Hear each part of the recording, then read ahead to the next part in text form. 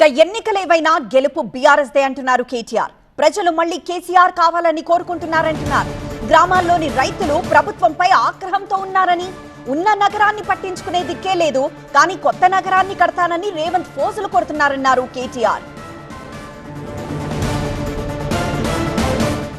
రాబోయే రోజుల్లో వచ్చేది గల్లీ ఎలక్షన్ అయినా ఢిల్లీ ఎలక్షన్ అయినా ఖచ్చితంగా ప్రజలు తిరిగి కేసీఆర్ గారు మళ్ళీ రావాలి, తెలంగాణ రాష్ట్రానికి సారథ్యం వహించాలి అనే ఒక స్పష్టమైన ఆలోచన విధానానికి వచ్చినట్టుగా కనబడతా ఉన్నది.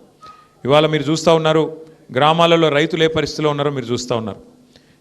మనం ఎప్పుడో గతంలో కాంగ్రెస్ ప్రభుత్వం ఉన్నప్పుడు చూసాం, 2014 ముందు ఎరువుల కోసం లైన్లు కట్టి ఎరువుల కోసం యుద్ధాలు చేసే పరిస్థితి గతంలో ఉండేది. మళ్ళా కాంగ్రెస్ వచ్చింది అంటే మళ్ళా అదే పరిస్థితి వచ్చింది.